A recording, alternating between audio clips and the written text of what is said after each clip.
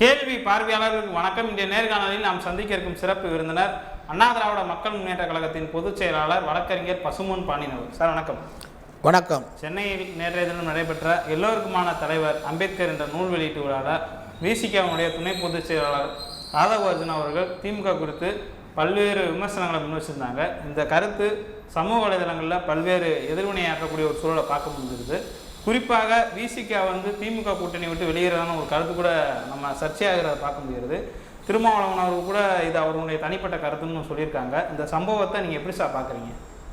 முதலில் சம்பிரதாயத்துக்காகவோ சடங்குக்காகவோ புரட்சியாளர் அம்பேத்கர் அவருடைய பெயரை சங்கிகளால் இறக்கிவிடப்பட்ட விஜய் சொல்லுகிறதை நான் வரவேற்கிறேன். சம்பிரதாயத்துக்கு சடங்குக்கு தான் பேசுகிறார். போன வருஷம் எங்கே போனார் விஜய்? போன வருஷம் புரட்சியாளர் பிறந்த நாளுக்கு அவருக்கு வயசு 51 52 ஆச்சு. 51 வருஷமாக அம்பேத்கர் நினைக்காம சம்பிரதாயத்துக்காக ஃபோட்டோ ஷூட்டுக்காக அவர் அம்பேத்கர் பேரன் இது சொல்லியிருக்கிறத முதல்ல அதை ஏற்றுக்குருவோம். ரெண்டாவது மன்னர் ஆட்சியா மக்கள் ஆட்சியா, இது இப்போ தமிழ்நாட்டில் விவாதிப்பதை விட நான் என்ன சொல்கிறேன்னு கேட்டால், மனுவின் ஆட்சியா மனுவுக்கு எதிரான ஆட்சியா, இதான் தேவை. மனுவுக்கு எதிரான ஆட்சி என்றால் அது மன்னர் ஆட்சி என்றாலும் வரவேற்போம், மாமன்னன் என்றால் வரவேற்போம். அதான் திராவிட கருத்தியலாளருடைய ஒட்டுமொத்த தமிழ் சமூகத்துடைய கருத்து. முதல்ல எங்களுக்கு மனுவு ஆட்சி வேண்டும் என்று சொன்னால் அது தேவையில்லை. மனுவுக்கு எதிரான ஆட்சியா அப்படின்னு தமிழ்நாட்டில் விவாதம் பண்ணணும். இப்போ மனுவுக்கு எதிரான ஆட்சி நடக்குது. இந்த மனுவுக்கு எதிரான ஆட்சியை நடத்துவதற்கு மன்னர் என்றாலும் பரவாயில்லை, மாமன்னர் என்றாலும் பரவாயில்லை. அதான் நாங்கள் எங்களுடைய கருத்து. நீங்கள் அண்மை காலமாக விடுதலை சிறுத்தைகள் இயக்கத்தை காயப்படுத்தும் நோக்கத்தோடு அந்த இயக்கத்திற்கும் திராவிட முன்னேற்ற கழகத்துக்கும் சிண்டு முடிக்கும் எண்ணத்தோடு மஞ்சள் பத்திரிகைகளும் பாஜகவுடைய உளவு பிரிவும் மத்திய உளவுத்துறையும் சில கூலிப்பட்டாங்களை கையில் வைத்து கொண்டு தொடர்ச்சியான செய்திகளை வெளியிட்டு வருகிறது. இந்த செய்திகளுக்கு திருமாவளவனோ திராவிட முன்னேற்ற கழகமோ பெரிதும் மதிப்பதிப்பதில்லை. எங்களை போன்றவர்களுக்கெல்லாம் தெல்ல தெளிவாக தெரியும். திருமாவுடைய அரசியல் என்பது அடக்கப்பட்ட ஒடுக்கப்பட்ட மக்களுடைய உரிமை கீதமாக தமிழகத்திலே எழுச்சி தமிழன் தொல் திருமாவளவன் இன்றைக்கு வலம் வந்து கொண்டிருக்கிறார். அவர் அரசியல் அதிகாரத்தை கைப்பற்ற வேண்டும், அரசியல் அதிகாரத்தை எப்படியாவது கைப்பற்றுன்ற நோக்கத்தோடு அரசியல் களத்துக்கு வரவில்லை. எளிய மக்களுக்கு உரிய அதிகாரம், எளிய மக்களுக்கு கல்வி, சமூக பொருளாதார மேம்பாடு அப்படி சொல்லி தான் வந்தார். 10 ஆண்டுகள் தேர்தல் பக்கமே தலை வைத்து படுக்காதவர் தான் திருமா. சில தலைவர்களுடைய அறிவுறுத்தலின் பேரில் நாடாளுமன்றம் சட்டமன்றத்தில் நம்முடைய குரல் ஒலிக்க வேண்டும் என்ற காரணத்திற்காக, சங்கநாதமாக முழக்கமிட வேண்டும் என்ற காரணத்திற்காக, அவருடைய ஆசையை நிறைவேற்றுவதற்காக தலைவருடைய எண்ணங்களை, மக்களுடைய உணர்ச்சிகளை புரிந்து கொண்டு ஜனநாயக ரீதியாக செயல்படுபவர் தான் திருமாவளவன் என்பது மறுக்க முடியாத, மறைக்க முடியாத உண்மை. அதே போன்று திராவிட முன்னேற்ற கழகத்தின் தலைமை நம்பிக்கைக்குரிய கூட்டணியாக, கொள்கை கூட்டணியாக, லட்சிய கூட்டணியாக விடுதலை சிறுத்தைகளை வைத்திருக்கிறது. நட்பு ரீதியாக சகோதரனாக, நம்பிக்கைக்குரிய சகோதரனாக நம்முடைய தளபதி ஸ்டாலின் அவர்கள் நம்முடைய திருமாவளவனை வைத்திருக்கிறார். நம்பிக்கைக்கு எல் முனையளவும் சேதமில்லாதவர் தான் எழுச்சி தமிழன் திருமாவளவன். அது ஒன்றும் மாற்றம் இல்லை. இப்போ யாரோ நேற்று பெய்த மழையில் இன்று முளைத்த காளான் பண பெட்டியுடன் அரசியல் களத்திற்குள் வந்து பணம் மூலமாக அரசியல் அதிகாரத்தை தான் நினைத்த போக்கில் மாற்றிவிடலாம் என்று ஊர் பேருக்கு தெரியாத ஒரு லாட்டரி வியாபாரியுடைய குடும்பத்திலிருந்து வந்த பேரே வாய்க்குள் நுழையாத என்னமோ ஒரு அர்ஜுனா என்னமோ ஒரு வெங்காயம்னு சொல்கிறாங்க. அவன் பேரை ஒரு மடையன். மடையன்னா கூட தமிழில் வந்து அவன் உயிரை போக்கக்கூடிய தான் மடையன். அந்த வார்த்தை கூட சொல்லக்கூடாது. அடி முட்டாள். தமிழகத்துடைய நிலப்பரப்பும் தமிழகத்துடைய பூகோளமும் தமிழகத்துடைய கொள்கை சித்தாந்தமும் தமிழ் மக்களும் எண்ணம் தெரியாத ஒரு அடிவருடி. சங்கின்னு சொன்னால் எங்களை சங்கினி சங்கியால் இறக்கி விடப்பட்டவன். அதிகமாக பணம் கோடான கோடியை வைத்திருக்கக்கூடிய ஒரு லாட்டரி அதிபருடைய மருமகன். உழைப்பால் வந்த பணம் அல்ல, மக்களை ஏமாற்றி மக்களை வஞ்சித்து பல மக்களை மாண்டு அந்த மாண்ட பணத்திலிருந்து வந்த பணத்தை வைத்து கொண்டு நாட்டுக்கு நீ நல்வழி சொல்வதற்கு வந்திருக்கிறாயா? அது யாரோட வருகிற? சென்ற ஆண்டு அம்பேத்கர் நினைவு நாளின் போது அம்பேத்கரையே தெரியாமல் எந்த நடிகையோடு உல்லாசமாக இருந்தாரோ, 50 ஆண்டுகளாக எந்த நடிகையோடு எந்த பாரில் எந்த வெளிநாட்டு மதுபானத்தை அருந்தி கிடந்தாரோ அந்த நபரை தூக்கிட்டு வந்து சமூக பொருளாதாரத்தில் மேம்படுன்னு சொல்கிறாராம் விஜய். அதை 7 தடவை வாசிக்கிறேன் எழுதி வச்சு.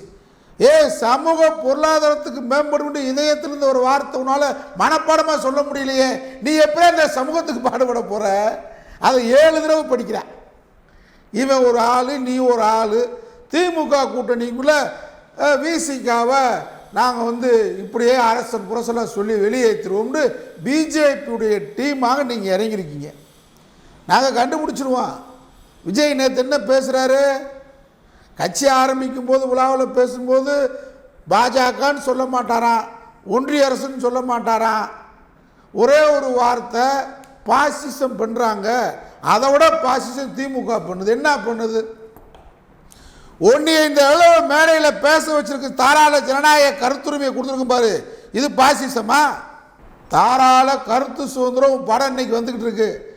புரட்சி தலைவி அம்மா காலத்தில் உன் படம் வெளியே வர முடியாமல் நீயும் உங்கள் அப்பனும் அந்த அம்மாவை பார்க்க முடியாமல் கழுத்தை பிடிச்சி உங்களை வெளியே தள்ளாத குறையாக தள்ளி விட்டு வந்தாங்களே, அதுதான் யதார்த்தம்.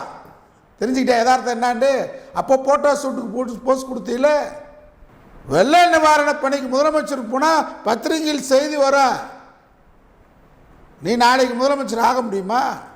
சப்போஸ் வச்சுக்க, கற்பனையில் பகல் கனவு. அத்தைக்கு மீச முளைச்சாது சித்தப்பி உனக்கு வரப்போகிறது இல்லை. பத்திரிகை நிறுவனம் இல்லாமல் இதை விட நீ என்ன சாதிச்சிருவ? இதோட என்ன பண்ணிடுவ நீ? மழை வெள்ளத்துக்குள்ளே இருக்கார் துணை முதல்வர். வெள்ள பகுதியை சூழ்ந்த இடத்துல இருக்கிறார் முதலமைச்சர். இதை விட நீயும் உங்கள் அப்புறம் என்ன சாதிச்சிருவீங்க? என்ன கிழிச்சிருவீங்கன்னு கேட்குறேன் இந்த ஆதவ அர்ஜுனாவையும் இந்த விஜயையும். ஏன்னா ஒரு அளவு இருக்குது நீங்கள் பேசுகிறதுக்கு. இல்லைன்னா எங்கே இருந்தீங்க? நேற்று நேரம் வந்து கோடான ஓடி அவன் லாட்ரி சீட்டில் சம்பாரித்தவன், நீயும் உங்கள் அப்பனும் திரைப்படத்தில் சம்பாரித்து ஒழுங்காக வரி கட்டுறீங்களா? நாட்டுக்கு புத்திமதி சொல்கிறவன் உன்னை ஒரு விரல் நோக்கி நீ பிறரை குற்றம் சொன்னால் உன்னை 100 விரல் நோக்கி வரும். நீ வெளிநாட்டில் காரை இறக்குமதி பண்ணிட்டு அதுக்கு கோர்ட்டு குட்டுன்னு குட்டினதுக்கு பின்னாடி பணம் கட்டினவன் நீ யோக்கியனா? நீ இந்த நாட்டுக்கு வந்து யோக்கியம் புத்திமதி சொல்ல வந்திருக்க நீ விஜய். அதை விட வருமான வரி ஏய்ப்பு. நீ வாங்குற பணத்தை இது வரைக்கும் சொல்லியிருக்கியா? வருமான வரி கட்டியிருக்கியா? யோக்கி இங்கிருந்து வரணும்டா. முதல் படியே தமிழ்நாட்டை நான் ஒருத்தன் தான் 200 கோடி வாங்குறேன், 50 கோடி ரூபா வருமான வரி கட்டுறேன், 150 கோடி எனக்கு. ஏண்டா கொரோனா காலத்தில் எங்கடா போன நீ? வேங்க வயலை பற்றி பேசுகிறியா? அந்த ஊருக்கு வந்திருக்க. அந்த ஊர் எந்த பக்கம் இருக்குது திசை தெரியுமா உனக்கு? அந்த மேடையிலேருந்து திசையை கேட்குறேன். அந்த புத்தக வீட்டில் மேடையிலேருந்து திசை தெரியுமா வேங்க வயல் எங்கே இருக்குன்னு?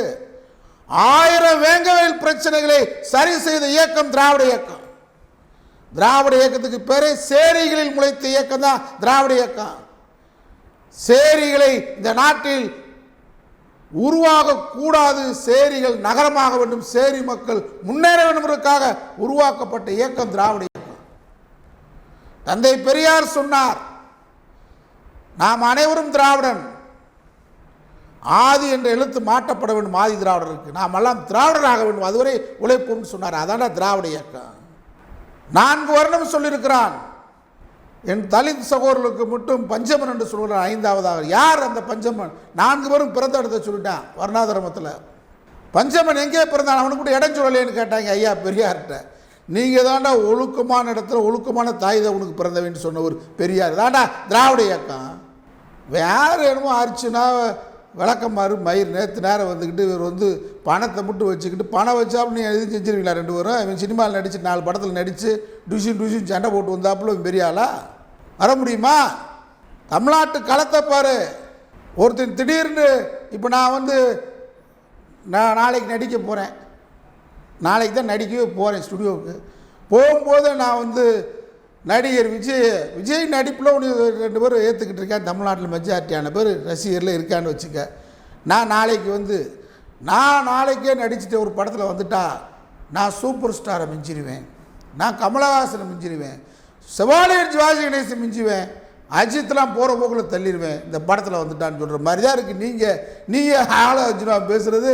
மைனஸ் என்னடா மைனஸ் ஆக 2026 ஒரு ரவுண்டு வர முடியுமாண்ணே? நீங்கள் ஆதவ அர்ஜுனாவும் நீயும் ஒரு ரவுண்டு தமிழ்நாட்டில் 234 தொகுதியில் ஒரு ரவுண்டு வர முடியாது. ஏன்னா பல ரவுண்டு அடித்து தண்ணி அடித்து படுத்துக்கிறது வைக்கிறீங்க, தண்ணியிலே படுக்கிற போயிலுக்கு. நீங்கள் இதில் எதுக்கு திருமாவை வம்புழுக்கிறீங்க? இதில் என்ன தவறான கருத்தை விஜய் பேசுகிற? திருமா யார்? எளிய மக்களின் தலைவன், அடக்கப்பட்ட மக்களுடைய தலைவன். அவருக்கு திமுக ப்ரெஷர் பண்ணிருச்சு, அழுத்தம் கொடுத்துருச்சு. இல்லைன்னு திருமா மறுத்துட்டாரு, அது வேற. திருமாவுடைய அரசியல் அடி என்ன தெரியுமா? அடியே என்ன அடி? அவர் எடுத்து வச்ச அடியே அத்துமீறு, அடங்க மறு, திருப்பி அடி.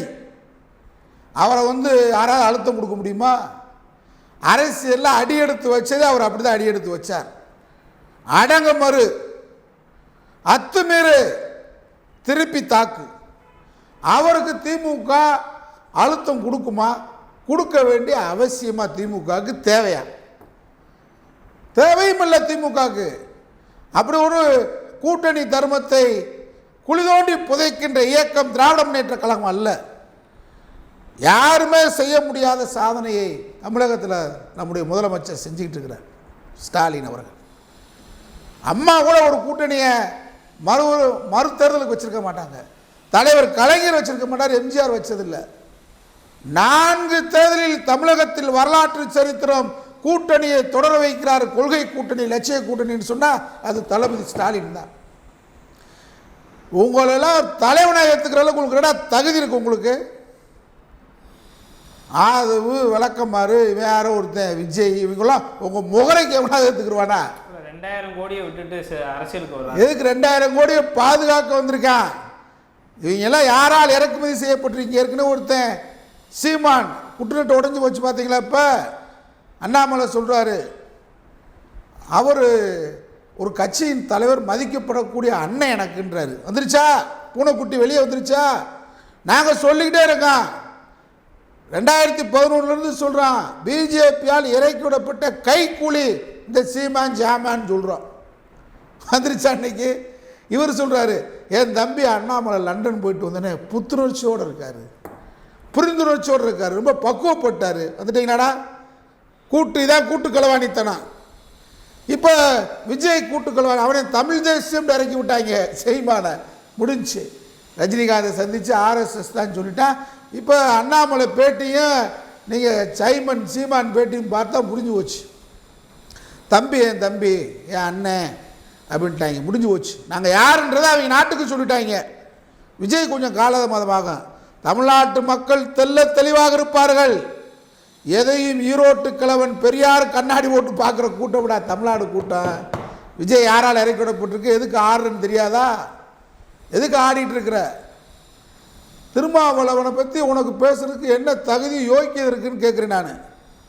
அவருடைய அரசியல் களம் என்ன, அவருடைய போராட்ட களம் என்ன, அவருடைய சிந்தனை களம் என்ன, கருத்தியல் என்ன? கருத்தியல் என்ன? நாடாளுமன்றத்தில் கர்ஜனையாக பேசக்கூடியவர், குக்கிராமத்திலே தமிழகத்துடைய உரிமைக்காக குழு கொடுக்கிறவர் திருமா. அவர் தெளிவாக சொல்லிட்டாரு, எங்களுடைய விடுதலை சிறுத்தைகள் கட்சியுடைய நோக்கம் எளிய மக்களின் அதிகாரம், எளிய மக்களுக்கு அதிகாரம் கிடைக்கும். தலித் தமிழகத்துடைய முதல்வராக வருவார். ஆனால் அதற்கான சூழல் தற்போது அல்ல. ஒரு கட்சிக்கு நோக்கம் இருக்கணும்ல, கொள்கை இருக்கணும்ல. இப்போ நான் நடத்துகிற அண்ணா திராவிட மக்கள் முன்னேற்ற கழகம் எனக்குன்னு ஒரு நோக்கம் இருக்கு. தமிழகத்தில் ஆரம்ப கல்வி முதல் ஆராய்ச்சி கல்வி வரை இலவச கல்வி, ஆரம்ப சுகாதார மருத்துவமனையிலிருந்து எய்ம்ஸ் மருத்துவமனை இலவசம், தனியார் மருத்துவக் கல்லூரி இருக்கக்கூடாது, தனியார் பள்ளிகள் இருக்கக்கூடாது, இந்த சமூகம் மேம்படும். இதை நான் சொல்கிறேன். ஆக திமுகவுக்கு எதிர்ப்பாக சொல்கிறேன்னு சொல்கிறதா? இது நோக்கம். எனக்கு ஒரு வாய்ப்பு வந்து எனக்கு இந்த மக்கள் வாக்களித்து என் கட்சி இந்த மக்கள் அங்கீகரித்தால் நாங்கள் அதை செய்வோம். அது வரைக்கும் நாங்கள் எங்கே இருப்போம்? மனு ஆட்சி கொண்டு வர்றதுக்கு துடிச்சுக்கிட்டு இருக்கிறான் பாஜக. அவனை எதிர்க்கிறதுக்கு தமிழகத்தில் இன்றைக்கு இந்தியாவிலே சித்தாவில் இருக்கக்கூடிய ஒரே இயக்கம் திராவிட முன்னேற்ற கழகம், நம்முடைய தளபதி ஸ்டாலின். அங்கே இருப்போம்.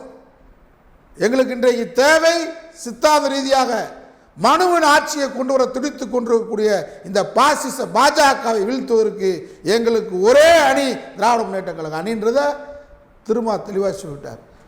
2026 தேர்தலுக்கும் இப்போ நாங்கள் பேசிக்கிட்டு சம்பந்தம் இல்லை. நாங்கள் 2026 திராவிட முன்னேற்ற கழக கூட்டணியில் தொடருவோம்.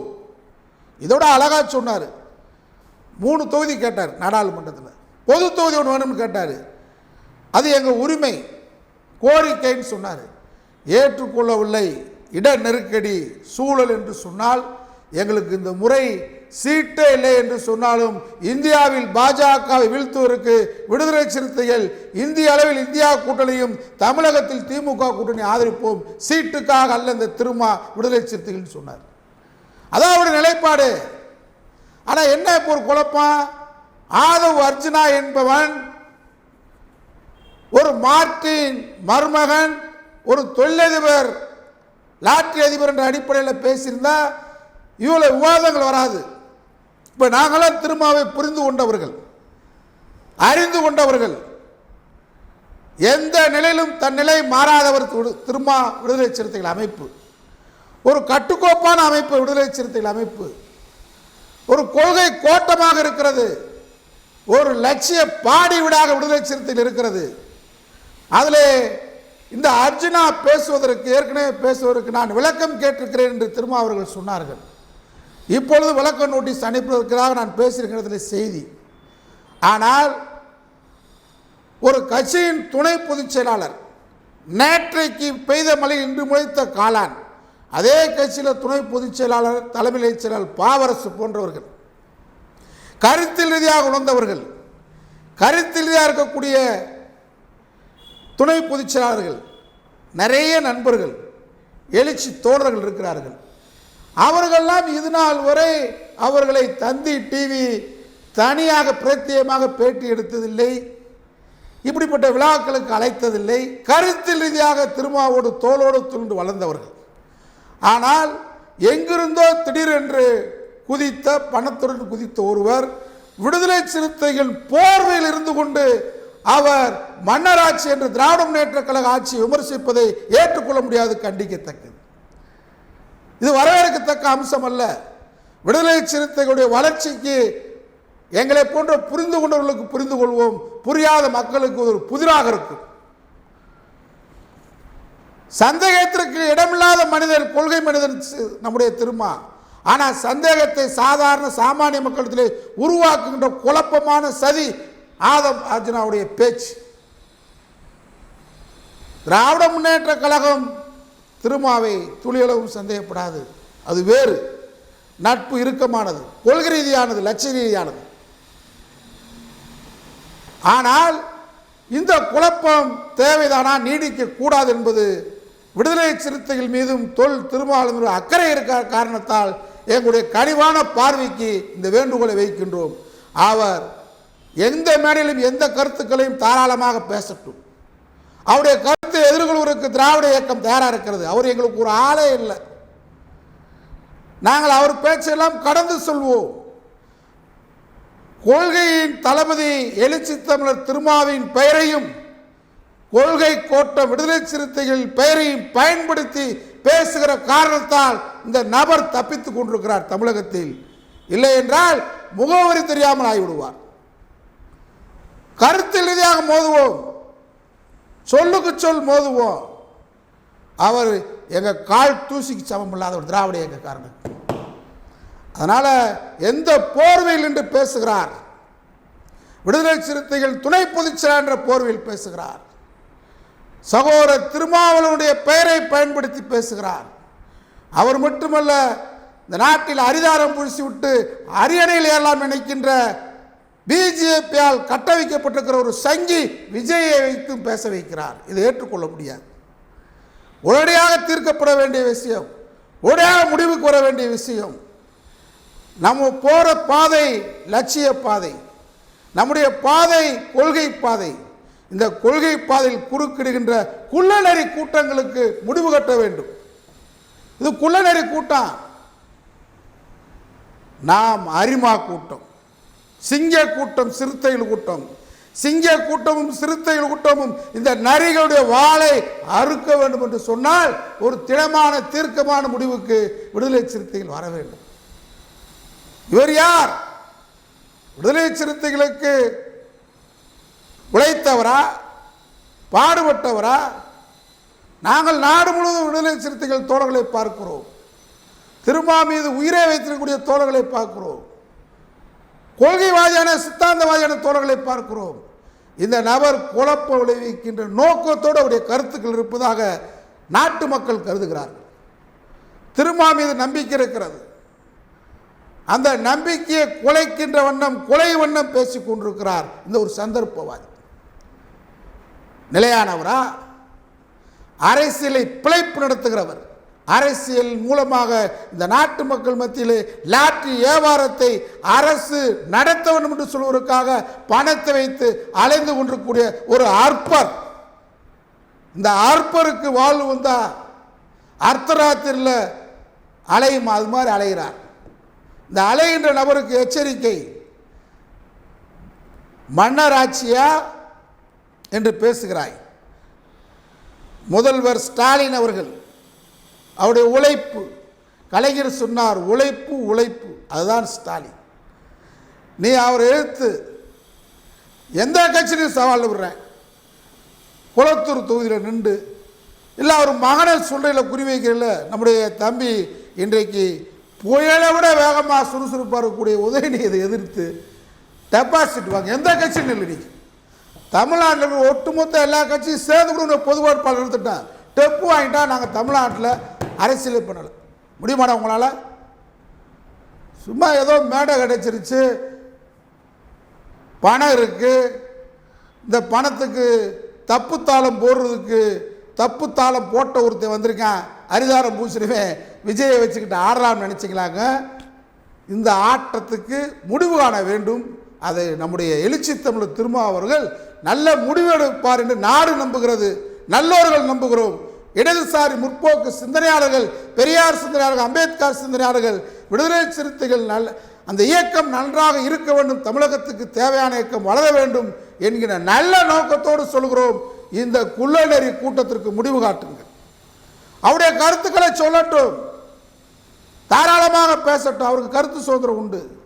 ஆனால் விடுதலை சிறுத்தைகளின் கருத்துக்கு எதிராக விடுதலை சிறுத்தைகள் பயணிக்கின்ற நல்ல நோக்கத்திற்கு, லட்சிய பாதைக்கு தடை கற்களாக, தடையாக இருந்து பேசுவதாக கருதுகிறோம். அதற்கு முற்றுப்புள்ளி வைக்க வேண்டும். வணக்கம்.